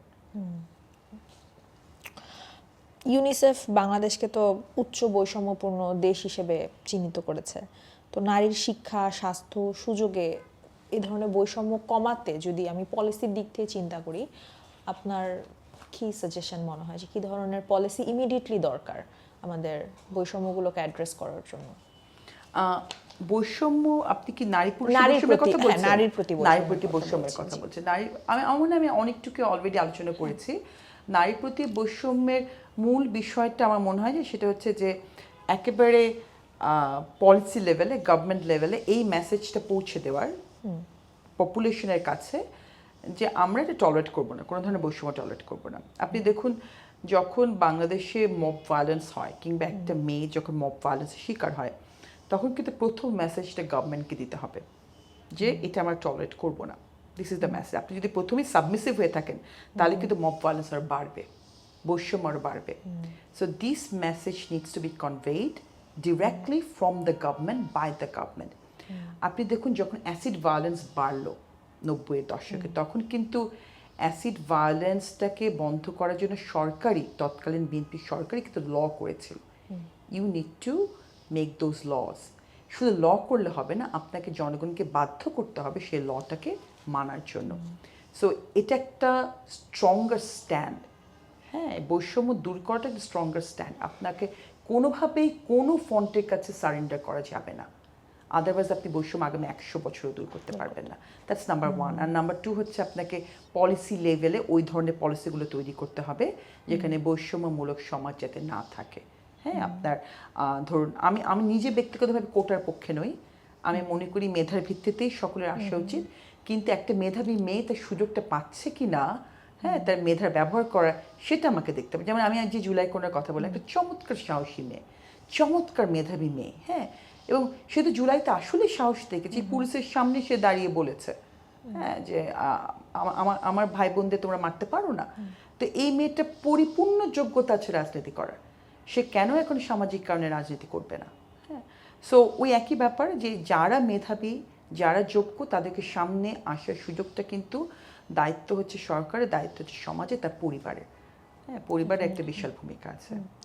যেটা আপনি বলছিলেন যে জুলাই কন্যা উনি আর পরবর্তীতে রাজনীতি করলেন, এরকম দৃশ্য তো আমরা গত 1.5 বছরে অনেক দেখেছি যে জুলাইয়ের সময় তো নারীরাই সামনে ছিল এবং একটা ভীষণ ফোর্স ছিল আন্দোলনটাকে সফল করার জন্য। তো পরবর্তীতে আমরা এটাও দেখেছি যে তারা দৃশ্যপট থেকে অদৃশ্য। তো প্রতিবার যে এই জিনিসটা হচ্ছে আমাদের সাথে, যে নারীরা যখনই ক্ষমতার একটা ব্যাপার আসে তারা অদৃশ্য হয়ে যায়, কারণ ব্যাটাগিরি রাজনীতি বলে বাংলাদেশের রাজনীতি সংস্কৃতিটা ব্যাটাগিরি রাজনীতি। এখন বিএনপির যে একটা ভিশন আছে সামনে, আপনার কাছে কি মনে হয় বিএনপি কি এই ব্যাটাগিরি রাজনীতি থেকে সরে সমতার রাজনীতি একটা সংস্কৃতি প্রতিষ্ঠা করতে পারবে? আমি আশাবাদী। আমি because as I talked about policies, আমি বিএনপির এখনকার যে পলিসিগুলো দেখছি, সত্যিকার অর্থে বিএনপি তো শুধু পলিসির কথা বলছে, অন্য কোনো রাজনৈতিক দলের কাছ থেকে পলিসি কোনো কথাই আমি শুনতে পাচ্ছি না এখন পর্যন্ত। ভবিষ্যতে হয়তো বা বলবে আগামী 2-1 সপ্তাহে, আমি জানি না। কিন্তু যে পলিসিগুলো আমি দেখছি সেগুলো ভেরি কন্টেন্ট, এবং আমি সেখানে পরিষ্কার দেখতে পাচ্ছি তারা ফ্যামিলি কার্ডের কথা বলেছে। ফ্যামিলি কার্ডে তারা ফ্যামিলি কার্ড ইস্যু করবে একজন নারীর নামে, which is the first step of empowerment. But again, issue করার পরে সেটা আবার মিসইউজড হবে কিনা by the male members of the family, I don't know. সেটা যদি না হয় সেটা এনশিওর করার দায়িত্ব সরকারের। হ্যাঁ, সো ফ্যামিলি কার্ডের ব্যাপার আছে, তারপর হেলথ কার্ডে যেগুলো, এই প্রত্যেকটা ব্যাপারেই আমার মনে হয় যে নারী ক্ষমতায়নের জন্য এটা জরুরি হবে। কিন্তু অ্যাট দ্য এন্ড যে ব্যাপারটাতে আমি এখনও খুব পরিষ্কার না, টু বি অনেস্ট, যে নারীর পলিটিক্যাল এম্পাওয়ারমেন্টের ব্যাপারে বিএনপি কি ভাবছে, আমি এখনো পরিষ্কার না। এটা আমরাও জানতে আগ্রহী, যেহেতু এখন আমরা একটা ট্রানজিশন ফেজের মধ্যে দিয়ে যাচ্ছি। নারীদেরকে আসলে প্রত্যেকটা দল কোথায় দেখে রাজনীতিতে, এটা আই থিঙ্ক প্রত্যেকটা নারীরই একটা প্রশ্ন এই মুহূর্তে, এবং এটা অ্যাড্রেস করাটা খুবই জরুরি এই বিষয়ে। অ্যাবসলিউটলি। সাইবার বুলিং নিয়ে কথা হচ্ছিল আমাদের কিছুক্ষণ আগে, যেটা আমরা এগেইন এই গত 1 বছরে প্রচুর পরিমাণে দেখেছি যে এআই দিয়ে, প্লাস হচ্ছে স্লাট শেমিং থেকে শুরু করে ইভেন নারী কমিশনের সদস্যদেরকেও প্রচন্ড হেনস্থা করা হয়েছে। তো আপনি তো মেন্টাল হেলথ নিয়ে কাজ করেন, এই জায়গাটা থেকে একটু শুনতে চাই যে এই ধরনের সাইবার বুলিং এর শিকার হওয়ার পরে একটা মেয়ের মানসিক অবস্থায় কি প্রভাব পড়তে পারে, এবং সেটাকে অ্যাড্রেস কিভাবে স্ট্রাকচারালি করা যেতে পারে, কিভাবে উনি নিজেও নিজের জন্য করতে পারেন। ভয়ঙ্কর প্রভাব পড়তে পারে, এবং এটা প্রভাব যে কতটা ভয়াবহ হতে পারে সেটা আমার কাছে বেশ কিছু এক্সাম্পল আছে, কিন্তু আমি এগুলো বিশদে যাব না, because that could be itself quite bit traumatising. So আমি এগুলো বিশদে যাব না। তো এখানে দুটো যে ব্যাপারটা স্ট্রাকচারাল বললেন, আর একটা হচ্ছে নিজেরটাকে বলি। নিজেরটা হতে পারে প্রথমেই হচ্ছে যে এ ধরনের আমরা রেসপন্ড করব না। একটা মানসিকভাবে প্রস্তুত থাকতে হবে যে আমি যে কাজ করব সেটা সাইবার বুলিংয়ের একটা টার্গেট হবে, কিন্তু আমি অনলাইনে যাব না। দরকার পড়লে আমি নিজেকে ডিঅ্যাক্টিভেট করে রাখবো, দরকার পড়লে আমি কমেন্ট সেকশন অফ করে রাখবো। আমি নিজে যেমন আমার পেজে যখন আমি কিছু স্ট্যাটাস দেই, আপনারও তো অনেক হ্যাঁ প্রচুর হয়, হ্যাঁ হয়, কিন্তু আমি জানি যেটা আমাকে বেশি আমাকে বুলিট করবে আমি কমেন্ট সেকশন অফ করে দিই। তাহলে কি দরকার আমার নিজে নিজে ওই সমস্ত ফালতু কমেন্ট পড়ার, আমি কমেন্ট সেকশন অফ করে দিই। সো এভাবে কিন্তু নিজে প্রোটেক্ট করছি। সো এটা একটা স্টেপ। আমি যদি জানি যে আমার এই পদক্ষেপটা কন্ট্রোভার্সিয়াল হবে, তাহলে আমি আগে থেকেই একটা প্রিকশনারি স্টেপ নিয়ে রাখবো। আমি ডিঅ্যাক্টিভেট করতে পারি, কিংবা আমি কমেন্ট সেকশন অফ করে রাখতে পারি, আমি লগ আউট করে থাকতে পারি, আমি দেখবো না, আমি অন্য কিছু করবো, আমি বেড়াতে চলে যাব, কিংবা আমি বই পড়বো, একটা মুভি দেখবো। হ্যাঁ, সো এবং একটা সময় পরে ওটার মাত্রাটা কমে আসে। So this is one step. And second step হচ্ছে যে স্ট্রাকচারাল যেটা, সেটা হচ্ছে যে এখানে সরকারের যে সাইবার যে cell, I am not sure whether it's very active or not. হ্যাঁ, সরকারের উচিত বিভিন্ন যে ফেসবুক, ইনস্টাগ্রাম, যে সোশ্যাল নেটওয়ার্কগুলো আছে, যে প্ল্যাটফর্মগুলো, এদের সাথে কন্ট্রাক্ট করা, এমওইউ করা, যে কোনো পরিমাণে সাইবার বুলিং তারা স্টপ করবে। হ্যাঁ, এবং এদের সাইবার সেলটাকে খুব বেশি করে অ্যাক্টিভ হওয়া উচিত, স্ট্রং হওয়া উচিত, পাওয়ারফুল হওয়া উচিত, যাতে এই ধরনের সাইবার বুলিং না হয়। এখন একটু পাস্ট রিজিম নিয়ে যদি কথা বলি, গত 17 বছর যদি বলি, 16 বা 17 বছরে সবচেয়ে বড় ক্ষতি কি হয়েছিল বাংলাদেশে? আমার কাছে মনে হয় মানে খুবই মোটা দাগে সবচেয়ে বড় ক্ষতি হয়েছে মানুষের ট্রাস্টের জায়গাটা নষ্ট হয়ে গেছে, হারমোনি নষ্ট হয়ে গেছে। এবং এটার একটা ইমিডিয়েট এফেক্ট আমরা দেখতে পেয়েছি পোস্ট 5th অগাস্টে, যে কেউ কাউকে ট্রাস্ট করে না, সবাই সবাইকে সন্দেহ করে। হ্যাঁ, আমার কাছে মনে হয় এটা সবচেয়ে বড় ক্ষতি হয়েছে, বিকজ তার আগে প্রতিটি সরকারের কিছু প্রোজ অ্যান্ড কনস থাকে, কিন্তু মানুষের মধ্যে হৃদ্যতা ছিল। আপনি একটা ইডিওলজির হতে পারেন, আপনি একটা রাজনৈতিক আদর্শে থাকতে পারেন, কিন্তু আমি আপনার সঙ্গে বসে চা খাবো, আপনার সাথে ভালো ব্যবহার করবো, আপনার কোনো মানে যাতে ক্ষতি না হয় আমি চেষ্টা করবো, এই ব্যাপারগুলো কিন্তু ছিল। কিন্তু গত 15-17 বছর এগুলো পুরোপুরি নষ্ট হয়ে গেছে, ভয়াবহ একটা শত্রুপক্ষের মতো তৈরি হয়ে গেছে। হ্যাঁ, এটার জন্য দায়ী পুরোপুরি হচ্ছে হাসিনা রেজিম। তারা বিরোধী দলকে অপ্রেস করার জন্য তারা মিথ্যা মামলায় হাজার হাজার ছেলেপেলেকে জেলে নিয়েছে, শত শত মানুষকে গুম করেছে, হাজার হাজার পরিবার একেবারে ধ্বংস হয়ে গেছে। কত ছেলেপেলে যে আছে যাদের কখনো সংসার হয়নি, হ্যাঁ, তারা কখনো সুস্থ জীবনযাপন করতে পারেনি। একটা সোশ্যাল হারমোনি আমার মনে হয় এটা নষ্ট হয়ে গেছে। এটা আমার কাছে ব্যক্তিগতভাবে মনে হয় একটা জাতির জন্য খুবই কষ্টের জায়গা, যে জাতিটা অসুস্থ হয়ে গেছে। আমরা গত 1.5 বছরে কি এই ক্ষতটা কিছুটা হলেও সারাতে পেরেছি নাকি আমার ব্যর্থ? মনে হয় না, আমার মনে হয় না। আমার মনে হয় বরং কিছু জায়গায় মানে ক্ষতটা সারানোর থেকে আমরা এত বেশি অন্য ক্ষত তৈরির বিষয়ে সচেষ্ট ছিলাম, আসল ক্ষতগুলো আমরা নিরাময় করতে পারিনি। হ্যাঁ, আমি মানে 5ই আগস্ট যখন সরকার পতন হয়, পরের দিন অস্ট্রেলিয়ান একটা টিভিতে আমি একটা ইন্টারভিউ দিই, সেখানে আমি প্রথম যেটা বলেছিলাম আমাদের দরকার হচ্ছে ট্রুথ, জাস্টিস, হারমনি কমিশন। যে কমিশনটা প্রথমেই যে ক্রিমিনাল তাদেরকে আইডেন্টিফাই করবে, তাদের জাস্টিসের ব্যবস্থা এনশিওর করবে, because the nation needs a closure. তারপরে হচ্ছে যে ট্রুথ রিভিল, প্রথমে ট্রুথ রিভিল হতে হবে কি হয়েছে গত 15 বছরে, তারপর জাস্টিস, এবং তারপর হচ্ছে যে সমাজে হারমনি প্রতিষ্ঠা করতে হবে, সাইকোলজিক্যাল কাউন্সিলিং করতে হবে পুরো জাতির ভাগ করে করে একটা মডেলের মধ্যে ফেলে। হ্যাঁ, রিহ্যাবিলিটেশনের ব্যবস্থা করতে হবে, বইপত্রে, স্কুলে, বিভিন্ন অর্গানাইজেশনে কাউন্সিলিংয়ের ব্যবস্থা করতে হবে। আরও অন্য এগুলো কিছু হয়েছে কিনা, এটা খুবই জরুরি ছিল একটা জাতির যে বিশাল ক্ষত হয়ে গেছে সেটা নিরাময়ের জন্য। আর জুলাই তো it was something that I never witness in my life, তাই না? এটা, এবং আপনি চিন্তা করেন যে ছেলেমেয়েরা রাস্তায় তাদের বন্ধুদের পড়ে যেতে দেখেছে, হত্যা হতে দেখেছে, তাদের যে ট্রমা কি কোন দিন কাটবে, আই ডোন্ট নো। না, এই জন্যই আসলে আমাদের মানে আমরা যারা রাস্তায় ছিলাম এখন তো এক ধরনের বিট্রেইড আসলে ফিল Exactly. সবারই আই থিঙ্ক হয় যারা ছিল, যে অনেক তো প্রত্যাশা ছিল, অন্তত কিছুটাও তো পূরণ হতে পারতো, হয়তো সামনে পূরণ হবে, আমরা ইনশাআল্লাহ ইনশাআল্লাহ the show হয়তো must দেখতে go পারি। on, you know. হ্যাঁ। একবার শেষের দিকে চলে এসেছি, তো শেষের প্রশ্নগুলো করার আগে একটু আপনার কাছে আবার বিএনপি রাজনীতি নিয়ে একটু জানতে চাই। বিএনপির যে ভবিষ্যৎ রাজনৈতিক পরিকল্পনা প্লাস ওদের আপনাদের 31 দফার একটা আমরা দেখেছি বেশ কিছু ডিটেলস, তো এখানে এটা কি রাষ্ট্র পুনর্গঠনের একটা দীর্ঘমেয়াদী পরিকল্পনা হিসেবে কি আপনি দেখছেন? এক্ষেত্রে হেলথের জায়গাটাকে আপনি যেটা শুরুতে বলছিলেন যে বাংলাদেশের হেলথ সেক্টর একটি মেস, এটাকে আইডেন্টিফাই করার মতো কি বিএনপি সেরকম পলিসি অ্যান্ড ভিশন নিয়ে এসেছে? হ্যাঁ, প্রথম প্রশ্ন উত্তর হ্যাঁ, এটা একটা রাষ্ট্রের পুনর্গঠনের একটা বিশাল একটা পদক্ষেপ, এবং I am very impressed to be honest with এই 31 দফা, এবং হেলথের ব্যাপারটাতে ওদের যথেষ্ট পরিকল্পনা আছে। বিকজ আমি যেটুকু পড়েছি তাদের পলিসি পেপারগুলো যেটুকু পড়েছি, সেখানে তারা ইংল্যান্ডে যে মডেলটা হেলথ সার্ভিসের, সেই মডেল তারা বাংলাদেশে কিন্তু করতে যাচ্ছে। ইংল্যান্ডের মডেলটা ইজ আ ফ্যান্টাস্টিক মডেল, এটা কিন্তু একটা সোশ্যাল ওয়েলফেয়ারের মতো মডেলটা। সো বাংলাদেশে যদি সেই মডেলে এটা ইমপ্লিমেন্টেড হয়, it would be a revolutionary change, but it will take time. এটা আমাদের মাথায় রাখতে হবে, যেটা 6 মাসে হবে না, 1 বছর হবে না, সময় লাগবে। বিকজ আপনাকে বাজেটের সেই পরিমাণ টাকা অ্যালোকেট করতে হবে, আপনাকে বাইরে থেকে ফান্ড আনতে হবে। হ্যাঁ, আপনি একেবারে হেলথ কার্ডের যে ডিজিটাল যে নাম্বার, হ্যাঁ, যে কোড, সেটা ইউজ করে আপনি আপনার সমস্ত হেলথ রেকর্ড জানতে পারবেন। হ্যাঁ, আপনার হেলথ কার্ড ইউজ করে আপনি একেবারে তৃণমূলে স্বাস্থ্য সুবিধাগুলি পাবেন। এবং বাইরে যেটা হয়, অস্ট্রেলিয়াতে যেটা হয়, দেখা যাচ্ছে যারা অনেক বেশি আর্ন করে সেই তাদের কাছ থেকে বেশি ট্যাক্স নিয়ে কিন্তু যারা কম আর্ন করে তাদেরকে সেই হেলথ কেয়ার সুবিধাগুলি দেওয়া হয়। সো এই ব্যাপারগুলো যদি করা যায় তাহলে আমি মনে করি বাংলাদেশের স্বাস্থ্য ব্যবস্থা একটা আমূল পরিবর্তন হওয়ার কথা।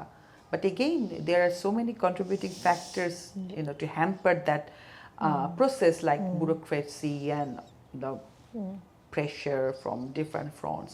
So এগুলো হ্যান্ডেল করাটি সবচেয়ে বড় চ্যালেঞ্জ আমি মনে করি যে সরকারই গঠিত হোক বাংলাদেশে। বিএনপি বা জামাতের আগে আমরা দেখেছি আওয়ামী লীগ, মানে বাংলাদেশে বড় বড় দলগুলোর বাইরে রাজনীতি করাটা একটা জটিল প্রক্রিয়া। এখানে হয়তো স্ট্রাকচারাল অনেক চ্যালেঞ্জেস থাকে, যেটার কারণে হয়তো অনেক তরুণ যারা রাজনীতি হয়তো করতে চাইলেও হয়তো তারা সামনে আসতে পারেন না। তো এই বাস্তবতায় আপনার কাছে কি মনে হয়, আমরা যদি আসলে অল্টারনেট অন্য পার্টিজ বা অন্য ইউথদেরকে যদি আমরা এনকারেজ করতে চাই, তো সেক্ষেত্রে পথটা কি হতে পারে, যে আপনার যে বড় দলগুলোর বাইরেও যে যদি আমরা দেখতে চাইতে পারি? পথটা হচ্ছে প্রথমে স্ট্র্যাটেজিক্যালি নিজেদেরকে প্রস্তুত করা। হ্যাঁ, পৃথিবীর বড় দলগুলোকে পৃথিবীর সব দেশে কিন্তু এরকম একটা বাইনারি পলিটিক্স থাকে। হ্যাঁ, অস্ট্রেলিয়াতে আছে লিবারাল লেবার, আমেরিকাতে আছে রিপাবলিকানস ডেমোক্রেটস, পৃথিবীর সব দেশে আছে। So it's nothing unusual in Bangladesh. ইন্ডিয়াতেও আছে বিজেপি, কংগ্রেস চলতেই আছে, কিন্তু তারপরে আমজনতা পার্টি উঠে আসছে ইন্ডিয়াতে। হ্যাঁ, পাকিস্তানে ইমরান খানের পার্টি উঠে আসছে না। হ্যাঁ, সো ওই যে স্ট্র্যাটেজিক্যালি নিজেদেরকে প্রস্তুত করা, আপনি প্রথমে চিন্তা করেন যখন প্রথম ইমরান খান রাজনীতিতে আসে তখন তো তার কি অবস্থা ছিল, হ্যাঁ, কোনো সিট, তারপরে সে প্রধানমন্ত্রী হয় একটা বিশাল পথ পরিক্রমা করে। হ্যাঁ, ঠিক একইভাবে আমার মনে হয় বাংলাদেশের তরুণদের যেটা দরকার সেটা হচ্ছে স্ট্র্যাটেজিক্যালি নিজেদেরকে প্রিপেয়ার করা, কোনো কিছু শর্টকাটে এক্সপেক্ট না করা। It's very important. হ্যাঁ, যখনই আমরা কোনো একটা শর্টকাটে কোনো কিছু পেতে চাইবো তখন আসলে পাওয়া যায় না। একটা সময় লাগবে নিজেদেরকে প্রস্তুত করা একটা লম্বা সময় পথ পরিক্রম, ওটা জার্নি করবার জন্য। আর একটা বিষয় খুবই গুরুত্বপূর্ণ, সেটা হচ্ছে যখন আমি বলি নিজেদেরকে প্রস্তুত করা, তখন হচ্ছে যে তরুণদের একটা ব্যাপার আছে, সাহস আছে। হ্যাঁ, ভীষণ উদ্যোগ আছে, কোনো ভয় নাই। হ্যাঁ, আত্মবিশ্বাস আছে, প্রশ্ন করার যোগ্যতা আছে, সব ঠিক আছে, কিন্তু ওদের বয়সের সাথে সাথে এক্সপিরিয়েন্সের সাথে সাথে একটা উইজডম আসে, তাদের অনেকের হয়তো বা সেটা নাই। সো তাদেরকেই এই কিছু জিনিসের সমন্বয় ঘটিয়ে সামনে এগিয়ে যেতে হবে। আমি মনে করি কোনোভাবেই আশাহত হওয়া যাবে না। ইমরান খানের কাছ থেকে কিন্তু আমরা অনেকেই শিখতে পারি। আমি ওটাই আমার মনে আছে, আমি একজন তরুণ নেতার সাথে কথা বলেছিলাম 5ই আগস্টের পর বাংলাদেশে, আমি একই কথা বলেছিলাম। হ্যাঁ, যে শর্টকাটে কিংবা ইমিডিয়েটলি কিছু এক্সপেক্ট করা ঠিক না। একটা ঘুরে ধরা সমাজ বদলাতে তো সময় লাগবে, বাট চাপটা রাখতে হবে, প্রেশারটা ক্রিয়েট করে রাখতে হবে। আপনি তো দীর্ঘদিন ধরে অস্ট্রেলিয়াতে আছেন এবং বলছিলেন বাংলাদেশি ডায়াসপোরার সাথে আপনারা সবাই কানেক্টেড, এবং আমরা দেখেছি বাংলাদেশ যখনই কোনো সমস্যার মধ্যে পড়েছে, ক্রান্তি লগ্নে পড়েছে, ডায়াসপোরা কমিউনিটি কিন্তু এগিয়ে এসেছে। তো এখন বাংলাদেশে আমরা রিবিল করার চিন্তা করছি, এক্ষেত্রে ডায়াসপোরা কমিউনিটির কীরকম ভূমিকা হতে পারে বলে আপনি মনে করেন? প্রথম কথা হচ্ছে ডায়াসপোরাতে আসলে ওখানে থেকেও কন্ট্রিবিউট করতে পারে, পলিসি মেকিংয়ে কন্ট্রিবিউট করতে পারে, নেশন রিবিল্ডিং এভাবেই ভূমিকা পালন করতে পারে, অনেকে দেশে ফেরতও আসতে পারে। তারা যদি মনে করে তাদের কাজ করার জায়গা আছে, দে শুড কাম ব্যাক। হ্যাঁ, এবং ওই একই কথা, নিয়ত এবং সাহস, এ দুটো থাকলে আমি মনে করি ডায়াসপোরা যারাই চায় তারা বাংলাদেশের জন্য অনেকভাবেই কাজ করতে পারবে। সিতারা স্টোরি নিয়ে বাংলাদেশে কাজ করার সময় কি কোনো চ্যালেঞ্জ ফেস করেছেন? আমি খুবই স্ট্র্যাটেজিক্যালি যখন সিতারা স্টোরি 2017 সালে শুরু করি, তখন খুবই স্ট্র্যাটেজিক্যালি আমাদের এখানকার যে পার্টনার তাকে বলে দিয়েছিলাম যে আপনি আপনার মতো করে কাজ করবেন। হ্যাঁ, এবং আমরা খুবই প্রফেশনাল ব্যাপারটা ডিল করেছি, এমনভাবে ডিল করেছি যে কোনোভাবেই কেউ কখনো আমাদের কোনো প্রশ্ন করতে পারেনি। বাট মেন্টাল হেলথ কিন্তু বাংলাদেশে একটা ট্যাবু। হ্যাঁ, ট্যাবু, এই জায়গাটায় ওটা হচ্ছে প্রথমেই কাজ করার জায়গাটা। আর 2 নাম্বার হচ্ছে যে চ্যালেঞ্জটা সবচেয়ে বেশি ফেস করেছে, I would rather say one and only challenge, সেটা হচ্ছে সোসাইটিতে, কমিউনিটিতে। আমি যে কমিউনিটিতে গেলাম কাজ করতে, আমরা যখন 6 ওয়ার্কার দিনে কাজ করছিলাম যশোরে, এটা নিয়ে একটু নারায়ণগঞ্জে, দ্যাট ওয়াজ রিয়েলি পেইনফুল। সেখানে আমরা একটা রুম ভাড়া করব, যে রুমে আমরা যে সেক্স ওয়ার্কারদের বাচ্চাদেরকে ডে কেয়ারের মতো করব। আমরা সেটা ভাড়া করতে পারছিলাম না, বিকজ ওখানে সেক্স ওয়ার্কারদের বাচ্চারা আসবে। তো অনেক নেগোশিয়েট করে, হ্যাঁ, ধর ওখানকার যিনি মাতবর টাইপের আছেন, হ্যাঁ, ইউনিয়ন চেয়ারম্যান আছেন, এদের সাথে ঘন্টা পর ঘন্টা বসে, আমাদের যারা এখানে পার্টনার তারা বসে অনেক কিছু বুঝিয়ে, হ্যাঁ, একটা বিশাল প্রসেস। তখন দেখা গেছে আমাদের একটা গ্রুপকে বাদ দিতে হয়েছে, একটা ছোট গ্রুপ নিয়ে কাজ করতে হয়েছে।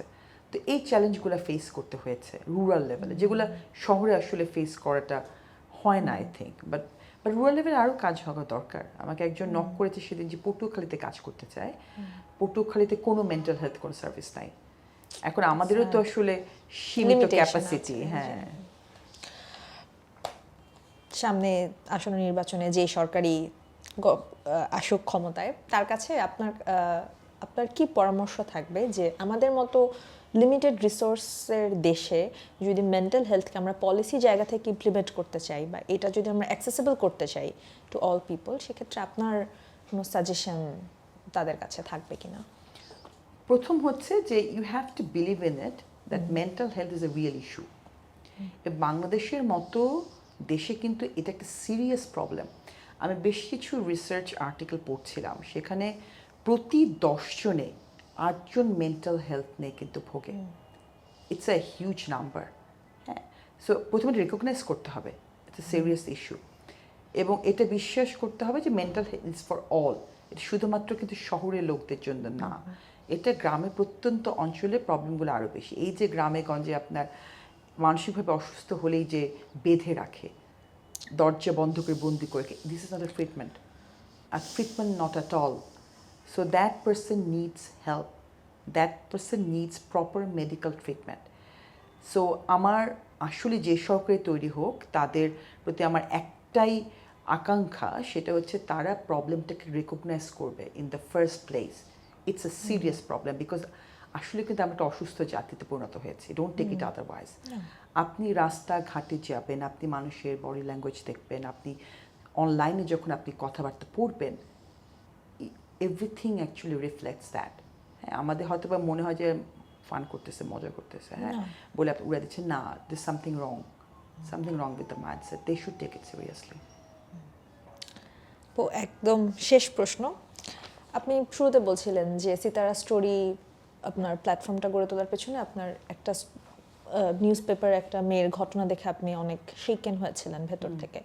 এটা তো আসলে নিত্য নৈমিত্তিক ঘটনা বাংলাদেশে। তো আপনার জায়গা থেকে একজন তরুণীর কাছে যদি আমরা কোনো মেসেজ শুনতে চাই, সে হয়তো এরকম কোনো ডিফিকাল্টিজের মধ্য দিয়ে যাচ্ছে, হতে পারে স্ট্রাকচারাল কারণে, হতে পারে অন্য কারণে, সমাজের কারণে, হয়তো সে ভীত, হয়তো সে বিট্রেড ফিল করছে সমাজ থেকে। সো এরকম একজন আপনার ছোট বোনের কাছে আপনার কি মেসেজ থাকবে? বা আমার একটি মেসেজ থাকবে আপু, সেটা হচ্ছে যে ট্রাস্ট ইউর সেলফ,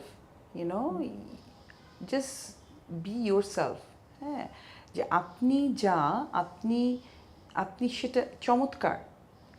আপনি নিজেকে কন্টেন্ট বোধ করুন, আপনার কোনো ঘাটতি নাই, কোনো অভাব বোধ নাই। হ্যাঁ, সবচেয়ে আগে আমাদের এই বোধটা দরকার যে আমি যা, আমি সাথে কন্টেন্ট। হ্যাঁ, হতে পারে আমার 1 লাখ টাকা নেই, হতে পারে আমার স্বামী আমার সাথে এটা করেছে, হতে পারে আমার শিক্ষক এভাবে বলেছে, হতে পারে আমার বাবা আমাকে ছেড়ে চলে গেছে। That's okay. প্রথম ব্যাপারটা যে ইটস ওকে। হ্যাঁ, ইটস ওকে, এরকম হয়, অনেকেরই হয়। এবং তারপরে আমি নিজে যেভাবে দেখি সেটা হচ্ছে যে আমার থেকে অনেক খারাপ আছে মানুষ, হ্যাঁ, অনেক খারাপ আছে মানুষ। সো ওইসব কথা চিন্তা করতে হবে। ওই দ্বিতীয় স্টেপটা হচ্ছে যে কারোর কাছে যাকে আপনি ট্রাস্ট করেন, you should have a person who you can trust, তাকে আপনার প্রবলেমটার কথা বলুন। প্রথম হচ্ছে you should feel content, it's okay, আপনি যেভাবে ভাবছেন, আপনার যে খারাপ বোধ, এটা হওয়া স্বাভাবিক। দ্বিতীয়টা হচ্ছে যে আপনি একজন আপনার ট্রাস্টেড পার্সনকে আপনার সমস্যাটার কথা বলুন, এবং don't hesitate, never hesitate to seek help. আমাদের সবচেয়ে বড় সমস্যা কি জানেন? পাছে লোকে কিছু বলে। আমরা মানে একটা স্টেপ এগোতে চাই, তারপরে মনে করি পাছে লোকে কিছু বলে আবার পরের স্টেপটা পিছিয়ে যাই। আমাদের এই জিনিসটা ভাঙতেই হবে, আসলেই ভাঙতে হবে। হ্যাঁ, নাহলে আমি জানি এই কথাগুলো বলা খুব সহজ, হ্যাঁ, এগুলো করা আসলে খুব কঠিন আমাদের সমাজে। আমি তাতে কতগুলো এক্সাম্পল বললাম। এই যে মেয়েটা জুলাই কোন আমাকে প্রতি মুহূর্তে ডিস্টার্ব করে, হ্যাঁ, যে পাছে লোকে কিছু বলে, পাছে ওর চাচা গিয়ে ওর বাবা মাকে কিছু বলে, বাট এগুলো এগোতে হবে। পাছে লোকে কিছু বলে বলুক, আপনাকে ওই সাহসটা নিয়ে এগোতে হবে। এটা কোনো বিকল্প নাই, আসলে কোনো বিকল্প নাই। অনেক ধন্যবাদ আপু, আপনি আমাদেরকে ব্যস্ততার মাঝেও সময় দিয়েছেন। আপনাকে অনেক ধন্যবাদ। নতুন বাংলাদেশে আমাদের সবার সৎ নিয়ত থাকুক এবং সবাই আমরা আত্মবিশ্বাস নিয়ে এগিয়ে যাই নতুন বাংলাদেশ গড়ার জন্য। এই নিয়ে শেষ করছি আমাদের ফাইন লাইনের আজকের পর্ব। দেখা হবে আগামী পর্বে।